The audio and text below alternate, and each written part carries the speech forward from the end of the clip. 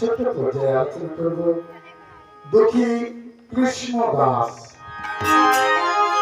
যারা দূরে রয়েছেন আপনারা যদি কাছে আসেন তো খুব ভালো হয়। মাগো আজ থেকে 535 বছর আগের কথা।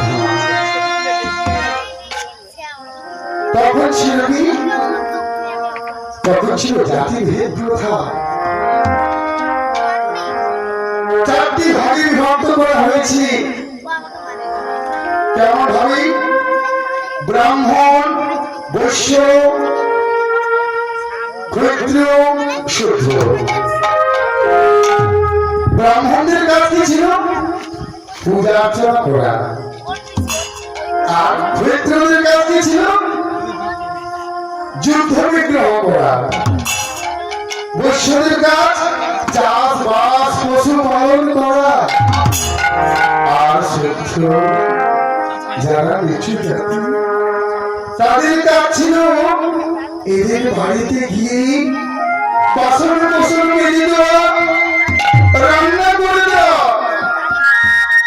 পরিষ্কার পরিচ্ছন্ন করে দেওয়া।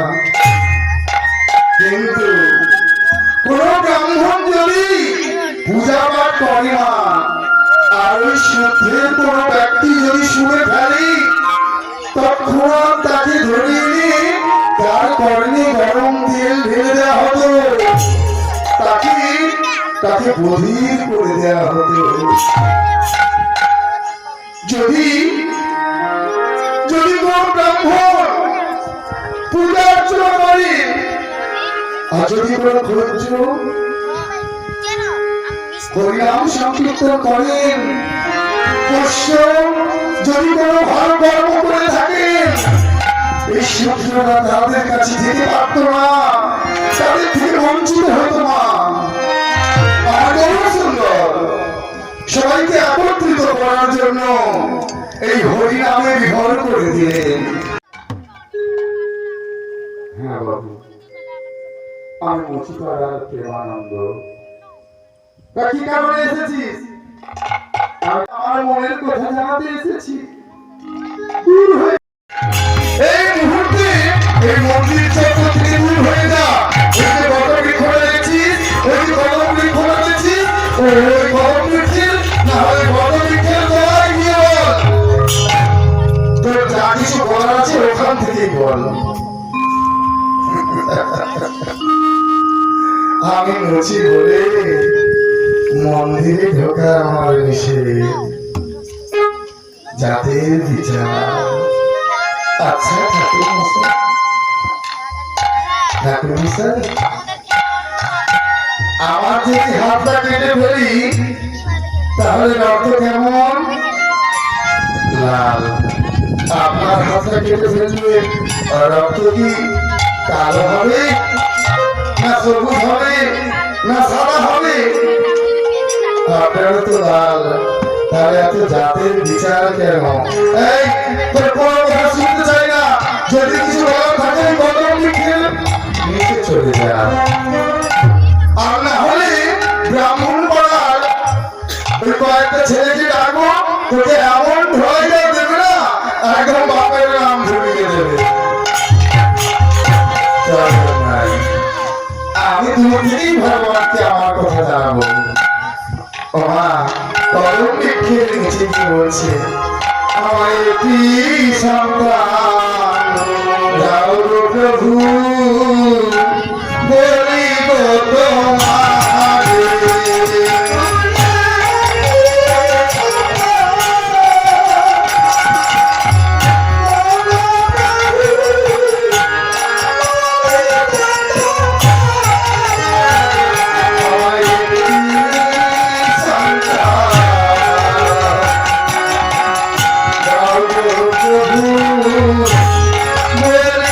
Thank you.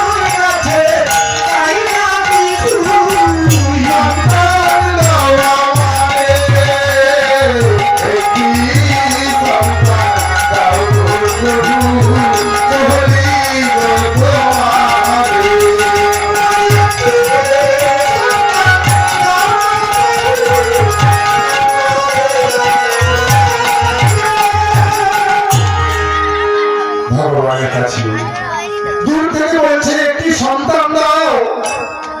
ও মা, সন্তান কেবলমাত্র বয়সকালেই দুমুঠো ভাত দেওয়ার জন্য নয়, যেদিন আপনি থাকবেন না, রাধা মাধবের মন্দির নাই বা থাকুক, তুলসী মঞ্চ তো রয়েছে, এই তুলসী মঞ্চে কে প্রদীপ দেবে,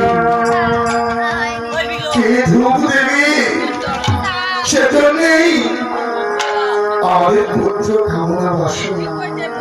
আর আমরা শেষের দিনে ওই ভাতের আশা করে আমরা পুত্র কামনা বাসনা করি। সন্তান যখন ভাত দেয় না, মা অন্যের কাছে কি গল্প করে, হায় হায় রে আমি এমন সন্তান পেটে ধরলাম, আমাকে একটা ভাত দিও না। কি করে দেবে মা? মাগো, জমি ভালো হলে ফসল তো ভালো হবে। হ্যাঁ, যাত্রার মা নয়, সাগরের মা গো, খালের মা নয়, বিলের মা নয়, বিদ্যাসাগরের মা। বিদ্যাসাগরের মাকে বিদ্যাসাগর কি দিয়েছিল? একটি শাল এনে দিয়েছিল। বলছে মা, আমি তোমার বিদ্যাসাগর মা, এই শালটি তোমাকে উপহার দিলাম, তুমি এই শালটি এই ঠান্ডা আসছে গায়ে দিও। মা কি করেছে জানেন? শালটাকে গুছিয়ে নিয়ে ওই ট্যাঙ্কের ভিতরে রেখে দিয়েছে। কেন বলুন তো? ঠিক যখন শীত এসেছে, বিদ্যাসাগর বলছে মা, ও মা, তা তুমি এমন ভাবেই বসে রয়েছো, তো তোমার সে শালটা কোথায় গেল? ওরে খোকা খোকা, আমার মতো কত শত মা শাল বিহনে যে শীতে দপ্তর করে কাঁদছে, আর আমি তোর মা বলি তুই আমায় শাল দিলি, আমি কেমন করে ওই শাল গায়ে দেবো বল? সকল মাঝে এমন করে বলবি বিদ্যাসাগরের মা বলি শাল গায়ে দিয়ে ঘুরছি। ওদের মতো আমিও কষ্ট সহ্য করতে পারবো, আর সেদিন আমি শালটা গায়ে দেবো যেদিন ওই সকল মাকে তুমি শাল দিতে পারবি। একটা সময়ে ওই শীতের বস্ত্র দান করেছিল বিদ্যাসাগর সকল মায়েদের। চিন্তা করে দেখুন, আপনার ছেলে যদি আপনার জন্য একটা সাবান আর আপনার বউর জন্য একটা ভালো, আপনার বউমার জন্য যদি একটা ভালো সাবান আনে, আপনি পাড়ার লোকের কাছে গিয়ে কি বলবেন? দেখেছো ছেলের কাণ্ড, বউমার জন্য ভালো শাল, আর আমি আর কদিন বাঁচবো আমার জন্য দেখো কি শাল এনেছি। আমরা সর্বদাই হিংসা করি, যার জন্য এমন দুটো শাল। এই জমি ভালো হলেই তো ফসল ভালো হবে। আপনি যখন সন্তান কামনা বাসনা করেছিলেন, সন্তান যেদিন ভূমিষ্ঠ হয়েছিল মা, সেদিন তো তার কানে একটু হরি কথা, একটু কৃষ্ণ কথা বলেননি। সন্তান কামনা বাসনার সময় তো বলেননি দয়াময় আমি একজন কৃষ্ণ ভক্ত সন্তান, যে তোমার সারাদিন আনতে সেবা করবে। আপনি তো চেয়েছিলেন আমি উকিলের মা হব, আমি ব্যারিস্টারের মা হব, আমি ডাক্তারের মা হব, আমি জমিদারের মা হব, দুর্দশায় হব। তাই মা, যারা সন্তান কামনা বাসনা করছেন, একটিবার সন্তানকে বলবেন আমি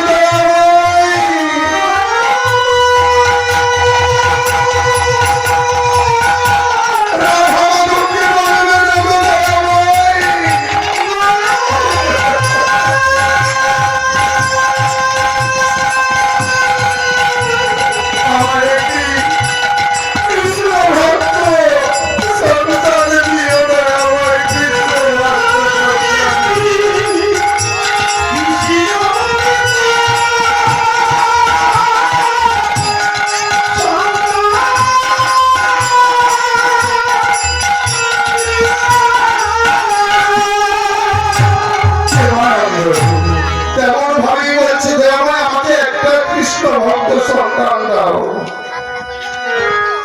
আর যদি তুমি আমার স্ত্রীর কোলে সন্তান দাও, যেদিন সন্তানের 5 বছর বয়স হবে, আমি তোমার মন্দিরে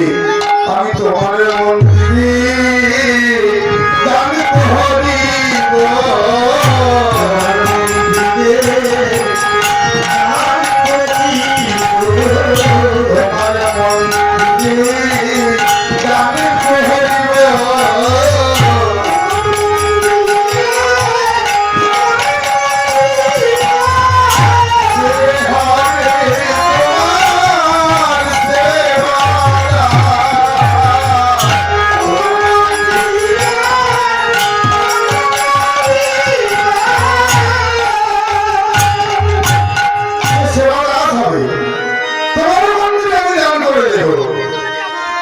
এই বলে বাড়ি ফিরে এলেন মা।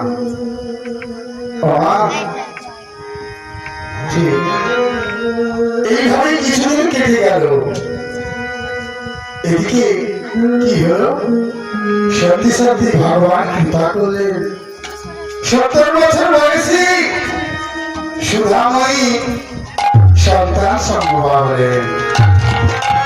যখন 70 বছর বয়সী কোনো মা হবে, পাড়ার লোক, পাড়ার মায়েরা কি বলবে, এই দেখ দেখ এর কত বয়স হয়েছে, ভুল ঘরের মধ্যে যাচ্ছে, আবার সন্তান এসেছে, তাই না?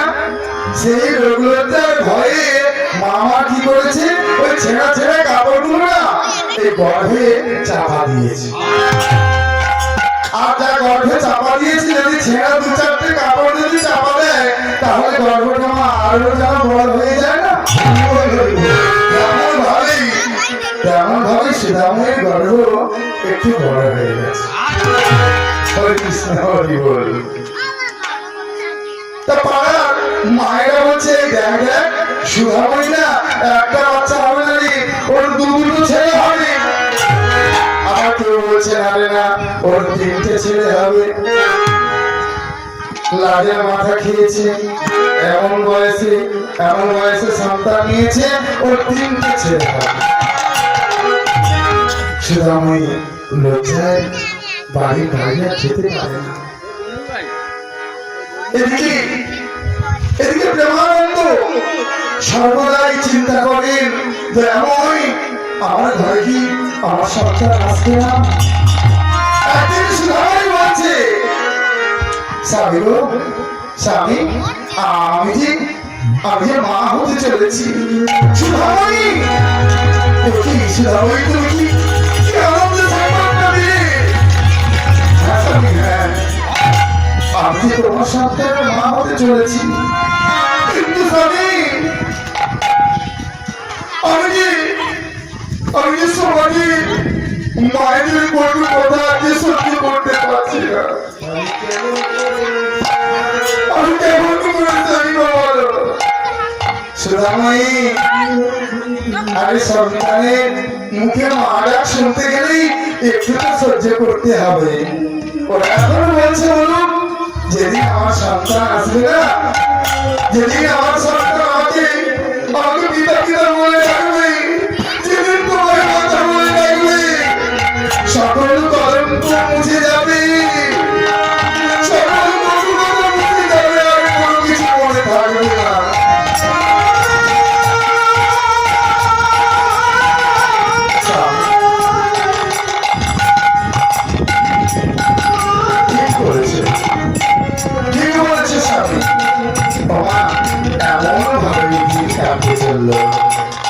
যেদিন 10 মাস 10 দিন যেদিন হয়েছে মা,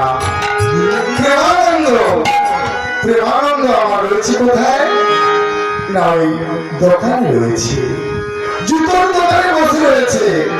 আর একটি ছোট্ট ছেলে এসে বলছে, ও প্রেমানন্দ, পরমানন্দ, ও প্রেমানন্দ,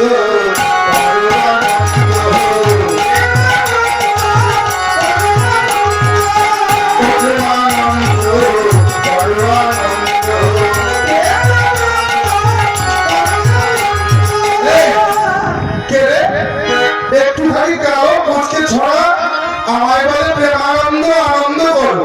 হ্যাঁ? কেন আমি আনন্দ করবো কেন? এসেছে এসেছে এসেছে এসেছে এসেছে এসেছে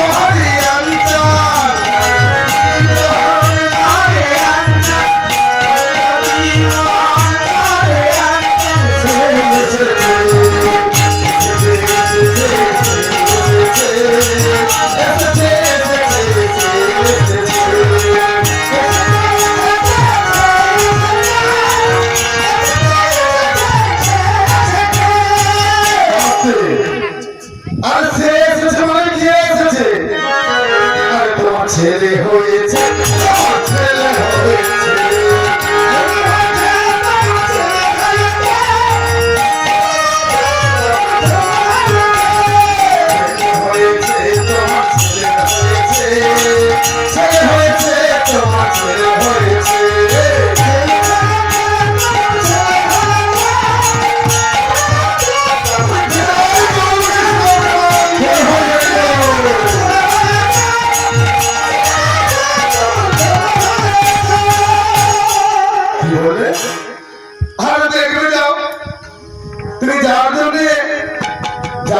এত চিন্তা ভাবনা করেছি, যার জন্য তুমি সর্বদাই নয় অশ্রু ঝরাও।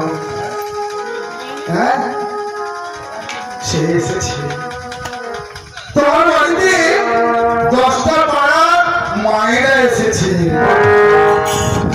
তুমি দোকান বন্ধ করো আর সঙ্গে সঙ্গে বাড়ি যাও। যাই বলেছি আনন্দে আত্মহারা হয়ে নাচিতে নাচিতে বাড়িতে যাইল। প্রেম আমার আনন্দে কাঁদিতে লাগিল।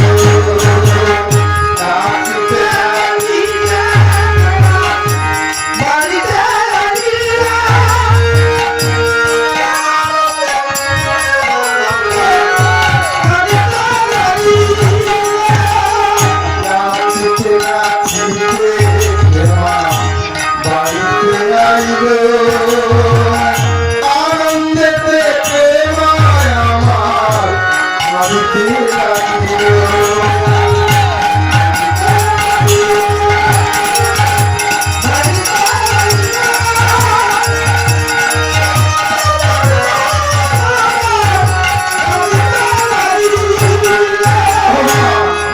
বাড়িতে যখন এসেছে দেখছে লাইন পড়ে গেছে।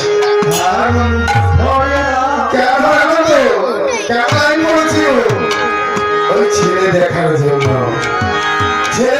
জন্য লাইন পড়ে গেছে। প্রেমা তখন মনে মনে ভাবলো, আরে আমার ছেলে দেখতে এসেছে আর আমি ওদের ওই ছেলে দেখে আর খালি হাতে চলে যাবে। তাই ছুটতে ছুটতে আমার কোথায় চলেছে? ছুটিতে ছুটিতে হারি হারি মাথায় ঘরে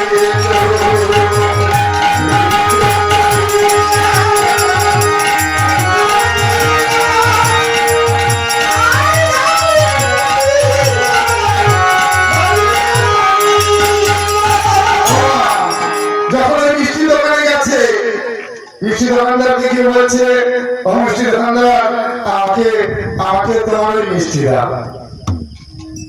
এদিকে আমি প্রেমা। আরে প্রেমা কি যেখানেই যাচ্ছে তাকে বলছে প্রেমা বললে হবে না, প্রেমার পেছনে কি আছে বল। তা প্রেমানন্দ দাস বলে নিচে নেমে যা। বলে কেন? বলে তুই তো মুচি, তোর স্থান এখানে নয়।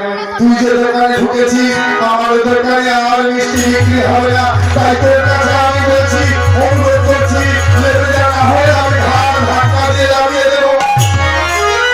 কত মিষ্টি দেখুন। আরে আমাকে নামাতে হবে না, আমাকে নামাতে হবে না।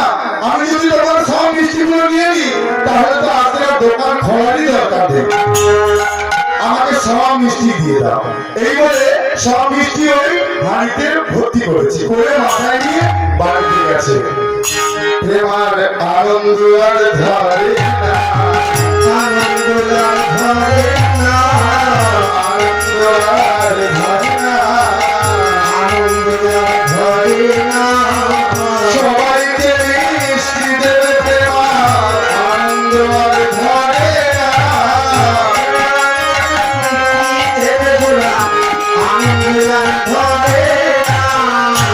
আনন্দ আত্মহারা হয়ে গেছে। মিষ্টি হাঁড়িটা নিয়ে বলছে, ও মাসি, ও পিসি, একটু সাইড দাও, আমি ভেতরে যাবো। আর মায়েরা তখন বলছে, পাড়ার মায়েরা, এই কেড়ে তুই পেছনে লাইন দে। বলে, আমার ছেলে, আমি পেছনে লাইন দেবো? বলে, হ্যাঁ, তোকে পেছনে লাইন দিতে হবে। আমরা সেই সকাল থেকে এসেছি, এখন আমরা বাচ্চা দেখতে পাইনি। হারবো নাকি? কি সর্বনাশ! তা আমি কি বলি শোনো, এই মিষ্টির হাঁড়িগুলো আমি দিয়ে গেলাম, তোমরা সবাই ভাগ করে নাও। শুধু ছেলে দেখে চলে গেলে হবে? মিষ্টি তো খেতেই হবে, নাকি বলো? এই বলে মিষ্টির হাঁড়িগুলো রেখে দিয়ে প্রেমা ছুটতে ছুটতে চলেছে কোথায় মা? গুরুদেবের কাছে। অনেকদিন পরে সন্তান এসেছে ঘরে। তাই প্রেমা আমার আনন্দে আত্মহারা হয়ে গুরুদেবের বাড়িতে গিয়ে বলছে, গুরুদেব, গুরুদেব। যদি ভিডিওটা ভালো লাগে তাহলে অবশ্যই সাবস্ক্রাইব করবেন, সাথে বেল আইকনটা ক্লিক করবেন এবং অবশ্যই নোটিফিকেশন বক্সটা চেক করবেন ফর আওয়ার ফিউচার আপডেট।